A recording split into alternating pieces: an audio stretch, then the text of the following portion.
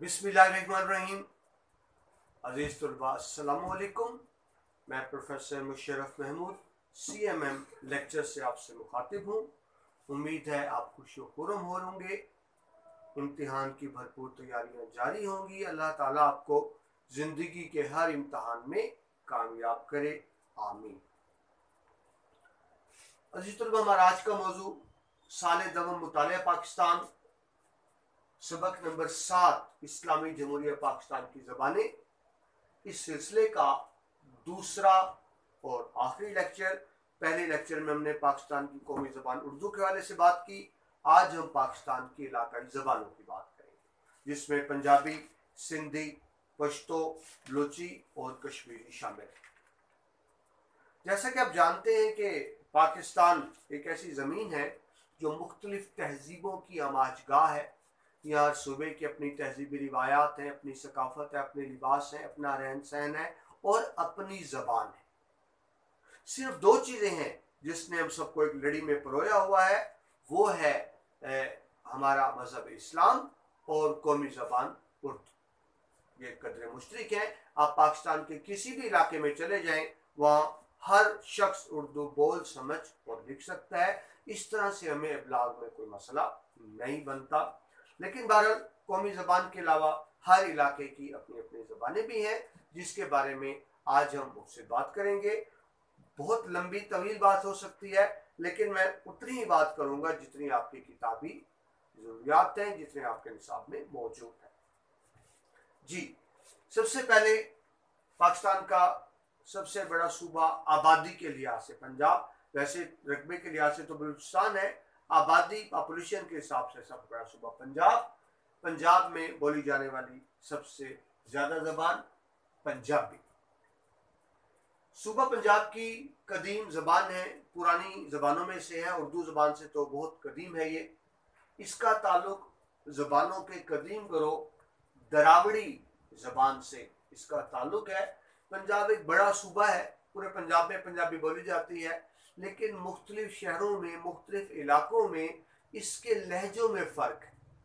जिस तरह आपको पहले भी अर्ज़ किया था, कहते हैं कि हर 20 किलोमीटर बाद लहजे और अल्फाज में कुछ ना कुछ तब्दीली आ जाती है। इस तरह पंजाबी के भी बहुत से मारूफ लहजे हैं, जिनमें माझी एक लहजा है, पोठुहारी, छाछी, सराइकी, धनी और शाहपुरी लहजे। ये वैसे तो बहुत से लहजे हैं, ज्यादा मारूफ ये लहजे हैं। माझी जो लहजा है, जो लाहौर और उसके गिरदोनवा में बोला जाता है, इसको स्टैंडर्ड मयारी, उर्दू का मयारी लहजा इसी को समझा जाता है। आप जनूबी पंजाब में चले जाएं, मुल्तान भावलपुर की तरफ, तो उधर जो है वो सराइकी लहजा पंजाबी का आपको मिलता है। जिस तरह ख्वाजा गुलाम फरीद का जो पंजाबी कलाम है, उसमें सराइकी असरात आपको नजर आते हैं। लेकिन मयारी लहजा मैंने आपको अर्ज की लाहौर का माझी लहजा। वैसे आपको अर्ज करूँ, अगर उर्दू पंजाबी ज़बान की बात करें तो सही पंजाबी तो सिख बोलते हैं जो भारतीय पंजाब में है। हम तो बस ऐसे गुजारे वाली पंजाबी बोलते हैं, हम सही पंजाबी नहीं बोलते। तो असल लहजा तो वही है जो सिखों की पंजाबी का है। लेकिन बहरहाल हम क्योंकि पाकिस्तानी अदब की बात कर रहे हैं, तो पाकिस्तानी अदब में लाहौर और गिरदो नवाह में जो माझी लहजा बोला जाता है, इसको मयारी समझा जाता है। पंजाबी मजहबी प्रचार की ज़बान है, मजहब की तबलीग की ज़बान है। हिंदुओं के जो जोगी हैं, उन्होंने इस ज़बान को अपनाया हिंदू मत के फ़रोग के लिए। इस तरह सिखों ने भी अपनाया सिख मत के फ़रोग के लिए, और बिल्कुल इसी तरह मुस्लिम सूफिया कराम ने भी पंजाबी ज़बान का इस्तेमाल किया इस्लाम की तबलीग के लिए, इस्लाम की इशाअत के लिए। अगर आप पंजाबी अदब देखें तो उसमें आपको दीन की तालीमात, इखलाक की तालीमात, तसव्वुफ की तालीमात, वहदानियत की तालीमात, ये अंसर आपको बहुत ज़्यादा नज़र आएगा। सुल्तान महमूद गजनवी का ज़माना, ये जो बड़े सगीर में आए हुक्मरान, उस ज़माने में हमें निशानदही होती है कि पंजाबी ज़बान की कुतब मौजूद थी। तो इससे पता चलता है कि ये एक बहरहाल कदीम ज़बानों में से एक ज़बान है।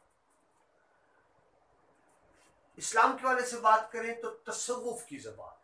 अजीज तलबा, तसव्वुफ कहते हैं दीन को अकल के असूलों से साबित करना, ये लॉजिकली दीन को प्रूव करना, इसको तसव्वुफ कहते हैं। تصوف کی زبان ہے. پنجابی زبان میں بڑی دین کی بات ہوئی, تصوف کی بات ہوئی, وحدانیت کی بات ہوئی. حضرت شاہ حسین رحمۃ اللہ علیہ, حضرت بلے شاہ رحمۃ اللہ علیہ, خواجہ غلام فرید رحمۃ اللہ علیہ, ان سب نے پنجابی زبان کو ذریعہ بنایا دین کی تبلیغ کے لیے, وحدانیت کے فروغ کے لیے, اخلاقیات کے فروغ کے لیے, اچھی عادات کے لیے. اسی کو پنجابی زبان کو اپنایا گیا. پنجابی زبان میں داستان گوئی بھی بہت زیادہ ہوئی. اخلاقی داستانیں, خاص طور پہ عشقیہ داستانیں جو بڑی مشہور ہیں, جو اب بھی لوگ پڑھتے ہیں, سنتے ہیں, تو ایک خاص ترنم سے ان کو گنگنایا جاتا ہے. لیکن ذہن میں رکھیں, یہ عشقیہ داستانیں بھی اخلاقیات کا درس لیے ہیں. یہ صرف عشق مجازی کی داستانیں نہیں ہیں, بلکہ آپ یوں کہیں کہ عشق مجازی کی داستانوں کے ذریعے لوگوں کو عشق الہی کا درس دیا گیا ہے, اخلاقیات کا درس دیا گیا ہے, اچھی اقدار کا درس دیا گیا ہے. مشہور عشقیہ داستانوں میں آپ جانتے ہیں ہیر رانجھا کی داستان ہے, سسی پنو کی داستان ہے, سونی ماہیوال کی داستان ہے, مرزا صاحبہ کی داستان ہے. یہ زیادہ مشہور. ویسے اور بھی بہت سی داستانیں ہمیں ملتی ہیں پنجابی زبان میں جو بظاہر تو عشقیہ داستانیں ہیں, لیکن اس کے ذریعے دراصل دین کا درس دیا گیا ہے. پنجابی زبان میں معاشرتی, مذہبی اور معاشی زندگی کی جھلکیاں بھی نظر آتی ہیں. ہم نے تفصیل سے دیکھا کہ زبان معاشرے کی عکاسی کرتی ہے, معاشرت کی, ثقافت کی, تہذیب کی آئینہ دار ہوتی ہے. یہی کام پنجابی نے بھی سر انجام دیا. تو معاشرتی, مذہبی, معاشی یعنی فائنانشل قدروں کی آپ کو نمائندگی نظر آتی ہے پنجابی زبان میں. پنجابی ادب کی بات کریں تو بڑا مؤثر ہے, بے باک ہے, یعنی کھل کر بات کرنا, اور بے نظیر یعنی بے مثال ادب ہے. پنجابی میں مصلحت سے کام نہیں لیا گیا. اردو ہماری قومی زبان ہے, لیکن اردو زبان میں بہت زیادہ مصلحت پسندانہ ہے, درباری ادب ہے. لیکن پنجابی میں ایسا نہیں ہے. بالکل جسے کہتے ہیں اسٹریٹ فارورڈ بات کرنا, بے باکی نظر آتی ہے, ایک انفرادیت ہے پنجابی ادب میں. پنجابی زبان کی بات کریں تو اس میں مشہور ہیں وار ہیں, ڈھوٹ ہیں, ماہیے, ٹپے, مختلف بولیاں. یہ پنجابی بڑی مشہور ہیں. خاص طور پہ شادی بیاہ کے موقع پر ان کو بڑے انداز سے اور ترنم سے گایا جاتا ہے. ان ٹپوں میں, ان بولیوں میں بھی دراصل ہماری تہذیب چھپی ہوئی ہے, ہماری معاشرت چھپی ہوئی ہے. بڑی خوبصورت تہذیب اور معاشرت کی عکاسی ہوتی ہے ان کے ذریعے. اب حال ہی میں یعنی پچھلے صدی سے اردو ادب میں صرف شاعری نہیں ہوئی, داستانیں, عشقیہ داستانیں نہیں ہوئی, بلکہ ناول, ڈرامہ, تحقیق و تنقید پر بھی بہت اچھا اور معیاری کام کیا جا رہا ہے. اور وقت کے ساتھ ساتھ پنجابی زبان مزید ترقی کے منازل طے کر رہی ہے. یہ عزیز طلباء مختصر سا تعارف تھا پنجابی زبان کا. اب آتے ہیں سندھی زبان کی طرف. یہ پہلی بات ذہن میں رکھیں کہ پاکستان میں جتنی بھی زبانیں بولی جاتی ہیں ان میں سب سے پرانی اور قدیم زبان سندھی زبان ہی ہے. سندھی زبان کا تعلق زبانوں کے بڑے آریائی خاندان سے ہے. ویسے پنجابی کا تعلق بھی آریائی خاندان سے ہی ہے. 1 کروڑ سے زیادہ لوگ سندھی زبان بولتے ہیں, سمجھتے ہیں, لکھتے ہیں. بلکہ یہ آپ کی کتاب میں 1 کروڑ لکھا ہوا ہے. اب تو سندھ کی آبادی بھی 2 کروڑ سے زیادہ ہے جو سندھی جانتے ہیں. تو میرے خیال میں یہ 1 کروڑ پرانے فگر ہے. اب اس کو کم از کم 3 کروڑ کہنا چاہیے, 3 کروڑ کے قریب, کیونکہ 2-2.5 کروڑ تو سندھی کی آبادی ہے جو پورا سندھی بولتا ہے, اور اس کے علاوہ بھی سندھی بولنے والے ہیں. تو 2.5-3 کروڑ لوگوں سے زیادہ بھارت سندھی زبان بولتے ہیں. سندھ میں آپ کو پتہ ہے ہندو تھے, اور محمد بن قاسم آئے, فاتح سندھ بن کر عرب سے آئے, فتح کیا. تو اس طرح سے سندھی زبان پر عربی کے اثرات بھی ہمیں نظر آتے ہیں. اس کے بعد جب سینٹرل ایشیا سے مسلمان فاتحین آتے ہیں, ان کی زبان فارسی تھی, تو ہمیں سندھی پر فارسی کے اثرات بھی نظر آتے ہیں. اور جب انگریزی دور آیا تو یہاں کی سرکاری زبان انگریزی ہوئی. تو اس طرح سندھی زبان پر ہمیں عربی, فارسی, انگریزی کے اثرات واضح طور پر نظر آتے ہیں. حروف تہجی کی بات کریں تو سندھی زبان کے 52 حروف تہجی مقرر کیے گئے ہیں جس کے مطابق سندھی زبان لکھی جاتی ہے. عزیز طلباء, سندھ بھی ایک بڑا صوبہ ہے اور اس کی بارڈرز مختلف صوبوں سے لگتے ہیں.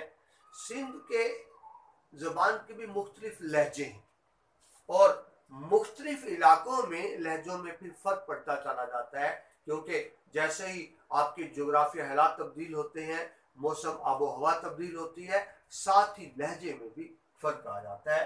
تو سندھ کا جو زیریں علاقہ ہے اور راجستھانی علاقہ ہے، وہاں جو لہجے معروف ہیں ان میں لاڑی لہجہ ہے، کیچی کا لہجہ ہے، وچولی ایک لہجہ ہے، کاٹھیا واری لہجہ ہے اور اکدی لہجہ ہے۔ یہ سندھ کے زیریں علاقوں میں سندھی زبان کے یہ لہجے زیادہ معروف ہیں۔ لیکن اگر آپ بلوچستان کی طرف جو اس کا ایریا لگتا ہے تو وہاں بھی اور بلوچستان میں بھی جو سندھی زبان کے لہجے معروف ہیں ان میں جدگالی لہجہ ہے، منگاوی لہجہ ہے، فکری ہے، لاسی ہے، کیچی ہے اور چینی لہجے۔ یہ سارے کے سارے سندھی زبان کے لہجے ہیں جو تھوڑے تھوڑے فرق سے مختلف علاقوں میں بولے جاتے ہیں۔ ابھی آپ کو عرض کی کہ سندھی پاکستان کی سب سے قدیم زبان ہے اور سندھی زبان کو ہی اعزاز حاصل ہے کہ عربی کے بعد جس زبان میں سب سے پہلے قرآن پاک کا ترجمہ کیا گیا وہ سندھی زبان تھی۔ یہ بڑا منفرد اعزاز ہے جو سندھی زبان کو حاصل ہے۔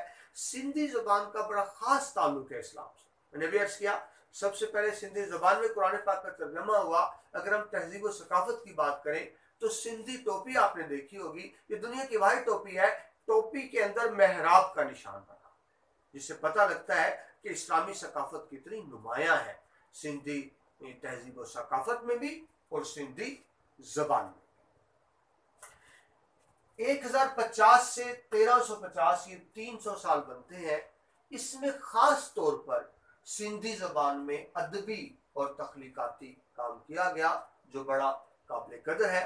لیکن اگر مجموعی طور پر ہم سندھی زبان کا مزاج دیکھیں یا سندھی زبان کے موضوعات دیکھیں تو اس میں وطن کی محبت کا جذبہ آپ کو حب الوطنی بہت زیادہ نظر آتا ہے، عزم ہے، خودداری ہے، سندھ کے لوگ خوددار ہیں، غلامانہ سوچ نہیں رکھتے، جب بھی کسی نے حملہ کیا انہوں نے پوری قوت سے اس کا دفاع کیا۔ مذہب کے حوالے سے دیکھا جائے تو روحانی عقائد ہے، توحید ہے، رسالت ہے، بنیادی اسلامی تعلیمات ہیں، ان کا ہمیں بہت زیادہ ذکر ملتا ہے سندھی زبان میں۔ سندھی زبان کے اگر ہم فروغ کے حوالے سے بات کریں تو ایک فرقہ ہے اسماعیلی فرقہ، جسے جو دائرہ اسلام سے خارج ہے لیکن وہ اپنے آپ کو ہمارا مسلمان کہتے ہیں۔ تو اسماعیلی فرقے کے جو مبلغین تھے انہوں نے خاص طور پر سندھی زبان کو ذریعہ بنایا پھیلانے کا۔ انہوں نے مختلف ہیئت میں جس میں سورٹھے ہے، گاتھا ہے، گنال ہے، ان پہ خاص موضوعات تھے ان کے اسماعیلی مبلغین کے۔ انہوں نے رسم الخط بھی ایجاد کیا، 40 حرفی رسم الخط، ویسے تو آپ کو بتایا 52 حرفی ہے، لیکن جو اسماعیلیوں نے سندھی کا رسم الخط ایجاد کیا وہ 40 حرفی تھا۔ بہرحال وہ اسماعیلیوں کا ایک اپنا کام تھا، لیکن اس کے علاوہ بھی جو مذہب اسلام کے صوفیہ اکرام ہیں انہوں نے بھی سندھی کو ہی تبلیغ کا اور دین کے اشاعت کا ذریعہ بنایا۔ بہت بڑا نام سندھی زبان میں شاہ عبداللطیف بھٹائی عظیم ہے، آفاقی شاعر ہیں۔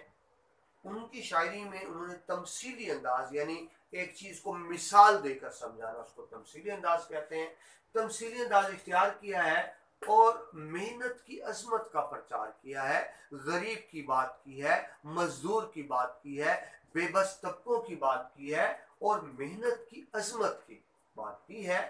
آپ کا مجموعہ کلام شاہجو رسالوں کے نام سے چھپا، جو سارا کا سارا ہی ایک طرح کا قوم کی اور معاشرے کی اصلاح کے لیے ہے۔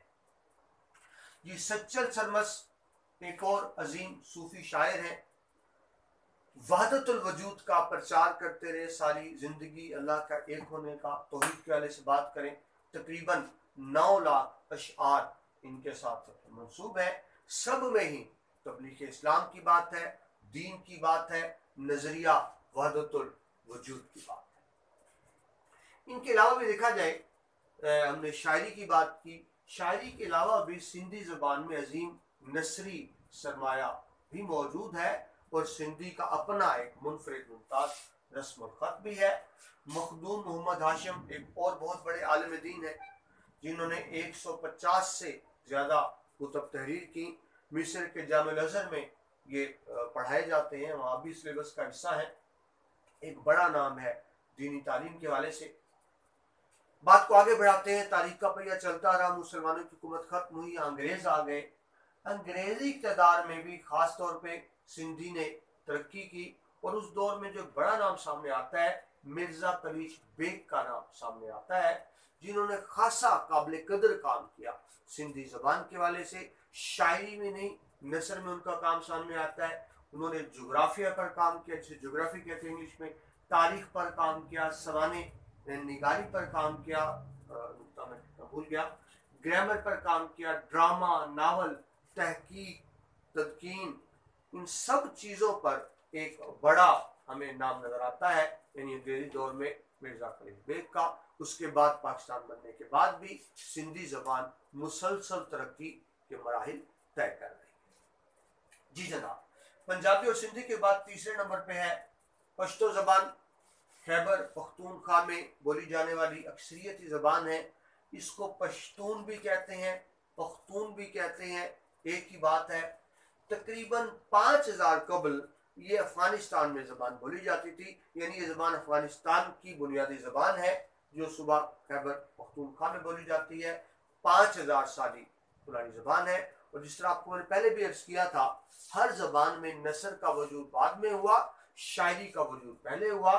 तो पश्तो ज़बान में भी शायरी का आगाज़ पहले होता है। बड़ा खजाना एक शायरी की किताब है, 8वीं सदी ईस्वी की। इसको मंसूब किया जाता है अमीर रोड के साथ कि उस ज़माने की पश्तो की किताब। इसने भी कौम की इस्लाह की बात, जज्बा हुर्रियत की बात और बहादुरी के जज्बात पैदा करने की बात की इस किताब।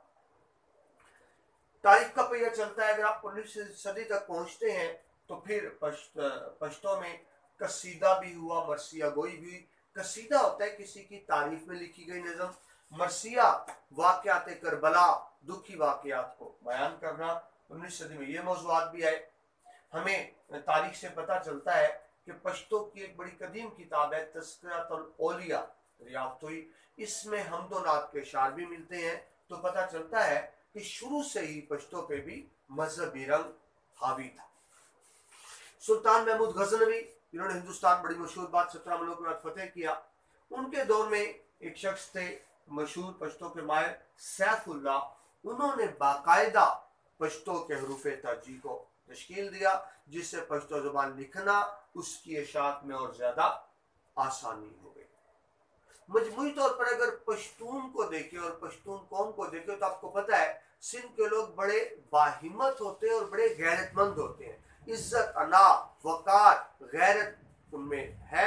आज़ादी पर कंप्रोमाइज नहीं करते, वो कभी भी गुलाम नहीं होते। जिंदगी के आखिरी खून के आखिरी कतरे तक लड़ते हैं, हुर्रियत पसंद होते हैं, आज़ाद बोलने वाले होते हैं, किसी से दबने वाले नहीं होते। ये खुसूसियात जो खैबर पख्तूनख्वा के लोगों में पाई जाती हैं, वही सारी खसूसियात पश्तो ज़बान में भी मौजूद है। इज्जत है, गैरत है, हुर्रियत है, जंग खास और साफ है पश्तो ज़बान के। बल्कि पश्तो ज़बान की बेशतर शायरी ऐसी है कि जो माएँ लोरियाँ देती थी ना बच्चों को, तो उन लोरियों में ये बात शामिल होती थी कि मैंने तुम्हें इसलिए पैदा किया कि बड़े होकर तुम दुश्मनों से इंतकाम ले सको, बदला ले सको। तो इस तरह की रिवायात हमें पश्तो शायरी में बहुत ज़्यादा नजर आती है। खुशहाल खान खट्टर अजीम साहिब साइफ भी थे, यानी तलवार के धनी भी थे, साहिब कलम भी थे, बहुत बड़े शायर भी हैं, जंगजू भी हैं, आज़ादी पसंद रहनुमा भी हैं। आपके यहाँ मौज़ूआत में बड़ा तनोवु वैरायटी है। इश्क हकीकी भी है आपके मौज़ूआत में, इश्क मजाजी भी है, हुर्रियत, आज़ादी के जज्बात, ये ख़ास मौज़ूआत है। एक पश्तो ज़बान का बहुत बड़ा नाम खुशहाल खान खट्टर। एक और अजीम तरीन नाम पश्तो ज़बान का रहमान बाबा, ये भी अजीम सूफी शायर हैं। इनको पश्तून मुआशरे में निहायत अहम मकाम हासिल है। आपने जो लोकगीत लिखे वो पश्तो ज़बान का एक अजीम सरमाया है, जिससे पश्तो तहजीब व सकाफत की भरपूर और बड़ी खूबसूरत अक्कासी होती है। दौरे जदीद की तरफ आए तो अब शायरी और नसर के अलावा दौरे जदीद में पश्तून लुगात यानी डिक्शनरीज भी बन रही हैं, पश्तून ग्रामर पर भी काम हो रहा है, सवाने निगारी पर काम हो रहा है, अफसाने पर, नावल पर, ड्रामे पर और तहकीक पर, तनकीद पर, इन सब जबानों पर अब पश्तो जबान में काम किया जा रहा है। और पश्तो जबान भी वक्त के साथ साथ मुतालिया करते हैं बलोची जबान और कश्मीरी जबान का। बलोची जबान की कदामत में बड़े इख्तलाफात हैं, यानी ये तय नहीं है कि कितनी कदीम जबान है। बाज के नज़दीक तो ये बहुत कदीम है, कई सदियों साल पुरानी तारीख है, और बाज के नज़दीक इतनी कदीम नहीं है। इख्तलाफ पाया जाता है माहिरीन का कि कितनी कदीम जबान है। लेकिन एक बात तो बहरहाल तय है कि बलोची जबान पर इतना काम नहीं हुआ, माजी में इस तरह अरूज नहीं मिला। बलोची जबान को जो भी अरूज मिला वो क़याम पाकिस्तान के बाद मिला। क़याम पाकिस्तान के बाद के ज़माने में हमें बलोची जबान के अरूज का ज़माना नज़र आता है। इससे पहले ऐसा अरूज बलोची जबान का नहीं था। पंजाबी और सिंधी की तरह बलोची जबान का ताल्लुक भी आरियाई जबानों के ख़ानदान से है। बुनियादी तौर पे इसके दो लहजे हैं जो ज़्यादा मारूफ हैं, सुलेमानी लहजा और मकरानी लहजा। सुलेमानी लहजा कोई सुलेमान के साथ जो पट्टी है पूरी, उस लहजे करने से बात, और जो मकरान के साथ इलाके रखते हैं तो हम उसको कहेंगे मकरानी लहजा। मैं आपसे बार बार अर्ज कर रहा हूँ कि वक्त के साथ साथ और मकामात के साथ लहजे बदलते रहते हैं। कहते हैं हर 20 किलोमीटर बाद लहजे में थोड़ी बहुत तब्दीली आ जाती है। रस्मुल ख़त बलोची का बहुत कदीम है, ईजाद हो गया था, लेकिन बड़ी अजीब बात कि बलोची ज़बान का तहरीरी शक्ल में वजूद हमें बाद में नजर आता है। हालांकि रस्मुल ख़त मौजूद था, तहरीरी होनी चाहिए, लेकिन तहरीरी शक्ल में बलोची ज़बान बहुत बाद में आती है। यानी अगर आप कहें कि इसकी तारीख 100 साल से ज़्यादा पुरानी नहीं है, तारीखी अगर आप तहरीरी अदब की बात करें तो ये बात गलत नहीं होगी। बलोची शायरी को हम बुनियादी तौर पर 3 हिस्सों में तकसीम करते हैं, रज़मिया शायरी, इश्किया शायरी और लोक दास्तान। रज़मिया शायरी में बलोच अवाम की अक्कासी है। मैं आपसे बार बार अर्ज करता हूँ कि ज़बान मुआशरे की अक्कास होती है, तहजीब व सकाफत की तर्जुमान होती है। बलोची बड़ी गैरतमंद कौम, बहादुर कौम, जिनमें हमीयत है, गैरत है, इज्जत के जज्बात हैं, और यही अक्कासी, यही इकदार हमें बलोची ज़बान में भी नजर आती हैं। हिम्मत, जाहो जलाल, गैरत और बहादुरी जैसी सिफात बलोची काम में मौजूद है, और यही मौज़ूआत हमें बलोची इल्म व अदब में भी नजर आते हैं, जिसको हम कहेंगे रज़मिया शायरी। दूसरी इश्किया शायरी, कोई भी इंसान, कोई भी ज़बान इश्क व मोहब्बत के जज्बात से खाली नहीं है। महबूब की बातें, महबूब के लबो रुखसार की बातें, महबूब की चाल की बातें, महबूब की नाज अंदाज की बातें, ये इश्किया शायरी का हिस्सा होती हैं। बलोची ज़बान में भी मौजूद है। हुस्न इश्क के किस्से हैं, महबूब की बातें, महबूब की अदाएँ, शबाब, जवानी और आशिक का हिजर की कैफियत में मुब्तला रहना, ये सारे इश्किया मौज़ूआत हमें बलोची शायरी में भी नजर आते हैं। तीसरी बात करें लोक दास्तानों की, तो बलोची लोक दास्तानें जो हैं ये वहाँ की मुआशरती ज़िंदगी की अक्कासी करती हैं। लोक दास्तान होती वही है जो दास्तानें तख्लीक की जाती हैं उस मुआशरे की, कौम की सोच की अक्कासी के लिए और उनकी आला इखलाकी तरबियत के लिए। इनके ज़रिए दरअसल इखलाकी तरबियत होती है जो इनके यहाँ में इंसान नज़र आता है। इक़दार, वैल्यूज़, यानी किसी भी मुआशरे के रस्म व रिवाज, अच्छी आदात, उनको इक़दार कहेंगे। तो ये जो बलोची लोक दास्तानें हैं इक़दार और नसीहत पर मुश्तमिल है। बात को आगे बढ़ाएं तो बाकी दुनिया को बलोची शायरी से, कदीम बलोची शायरी से रोशनासी होती है 1840 में। कुछ पुरानी चीज़ें सामने आई तो पता लगा बलोची भी कदीम ज़बान है। क्लासिकल सरमाया बलोची ज़बान का सामने आता है हमारे, जिसमें चंद बहुत बड़े नाम हैं। मीर चाकर खान है, हसन रिंद है, हमल रिंद है, नाजिशा है, मुरीद दहानी, ये मशहूर किस्से हमें नजर आते हैं। बलोची दास्तानों में। मैंने भी अर्ज की कि इसकी तरक्की पाकिस्तान बनने के बाद हुई, बाकायदा पाकिस्तान के बाद ही एक रस्मुल खत अगरचा मौजूद था, कुछ तब्दीली की, कमी बेशी की, उसको आसान बनाकर एक मयारी रस्मुल खत ईजाद हुआ बलोची ज़बान का पाकिस्तान बनने के बाद। जिसके बाद क्या हुआ, बलोची में लिखना आसान हो गया, तो उससे बलोची ज़बान की तरक्की की राहें मजीद तेज हो गई। 1960 में पहला बलोची मजला यानी रिसाला जारी हुआ, जिससे बलोची सहाफत की इब्तिदा भी हुई, तरक्की भी हुई, और साथ साथ हम इसे जदीद बलोची ज़बान का दौर कहेंगे। अब बहुत से इदारे हैं जो काम कर रहे हैं बलोची ज़बान के हवाले से। अगर बलोची ज़बान की बात करें तो इसमें एक खास नाम जो शायद लिखना भूल गया, मस्तवकली का सामने आता है। एक बड़ा नाम है मस्तवकली बलोची ज़बान के हवाले से।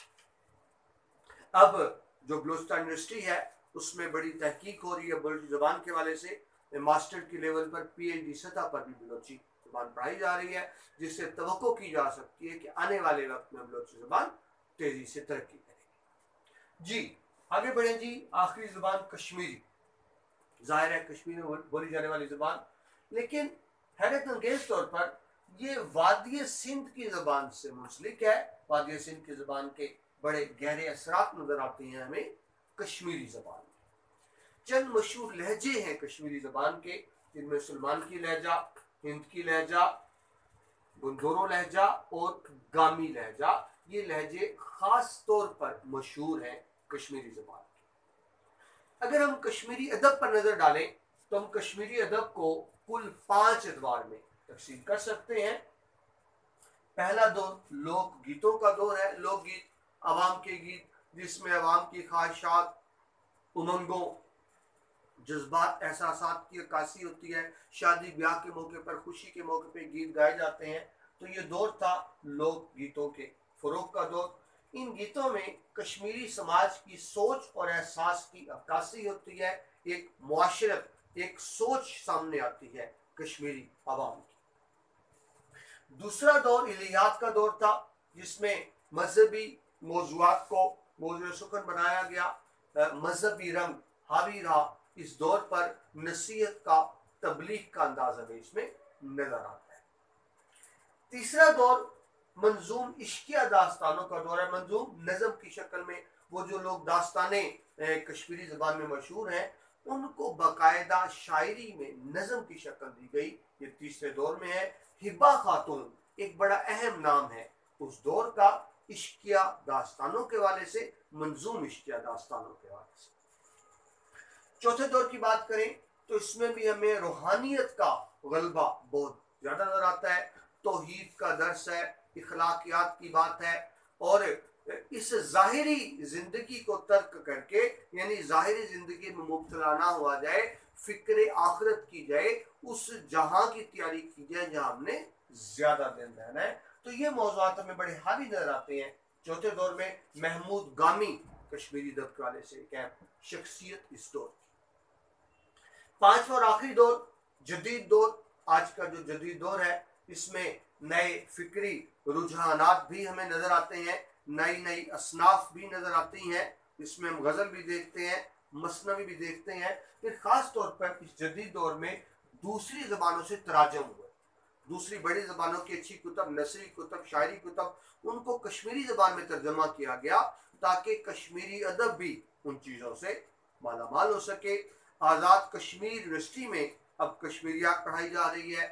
बाकायदा खुसूसी शोबे कायम किए गए हैं तहकीक के लिए कश्मीरी ज़बान की, जिससे तवक्को है कि आने वाले वक्त में कश्मीरी ज़बान भी तेज़ी से तरक्की करेगी और इसके इल्मी और अदबी सरमाए में तेज़ी से इजाफा।